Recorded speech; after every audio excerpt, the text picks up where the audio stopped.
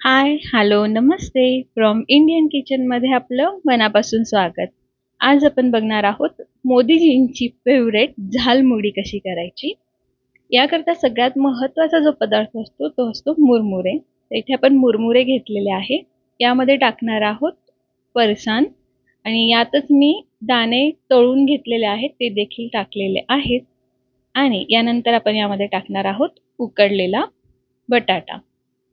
छान उकळून याला एकसारखा बारीक करून घेतलेला आहे. तुम्ही थोड्याशा फोडी ठेवल्या तरी देखील चालेल. यानंतर आपण यामध्ये टाकूयात पापडी.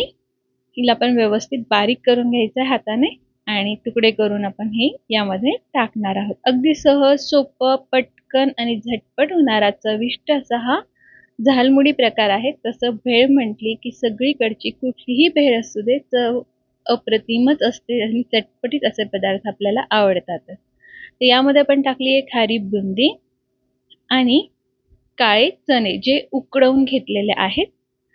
यामध्ये टाकूया थोडासा टोमॅटो, काकडी यामध्ये टाकणार आहोत. त्यानंतर आपण यामध्ये टाकणार आहोत कांदा आणि थोडीशी बारीक चिरलेली कैरी आपल्याला यामध्ये टाकायची आहे. यामध्ये आपण कैरी आता टाकून घेऊया. काकडी टाकलेली आहे आणि थोडीशी कोथिंबीर आपण यावरनं वरून भुरभुरवणार आहोत. त्यानंतर यामध्ये आपण टाकणार आहोत चाट मसाला आणि ह्या भेळीसाठी एक झालमुडीचा जो मसाला असतो तो आपण यामध्ये टाकलेला आहे. आणि जर तुम्हाला हवं असेल तर तुम्ही यात हिरवी मिरची बारीक चिरून टाकू शकतात. लहान मुलं खाणार असतील तर बारीक तुकडे अवॉइड करूया आणि थोडासा लिंबू यावर पिळून घेऊया. चिंचेची चटणी आपण यामध्ये टाकणार आहोत. अगदी 1 चमचा ऑप्शनल आहे. हे सगळं एकत्र करून घ्यायचं आहे. चवीनुसार यामध्ये मीठ टाकायचं आहे, अगदी थोडंसं, आणि कोथिंबीर टाकून मस्त हिला आपण सगळं छान एकत्र करून घेणार आहोत. आणि ही आपली अशी मस्त झालमुडी एकत्र करून खाण्यासाठी तयार आहे. तुम्ही देखील घरी करून बघा. अगदी झटपट होणारा पदार्थ आहे, अजिबात वेळ लागत नाही. सगळ्यात महत्त्वाची गोष्ट म्हणजे खूप चविष्ट लागतो.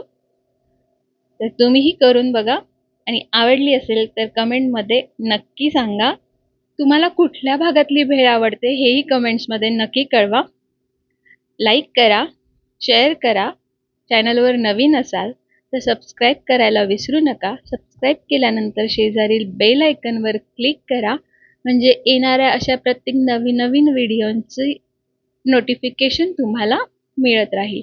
यावर टाकली आहे बारीक शेव आणि हे छान आपण स्ट्रीट स्टाईलने सर्व करण्यासाठी एक छान कोन बनवून घेतलेला आहे. आणि त्यामध्ये ही आपली भेळ छान काढून घेऊया. सगळी भेळ मस्त यामध्ये काढून यावरनं आपण थोडीशी वरतून बारीक शेव भुरभुरवणार आहोत.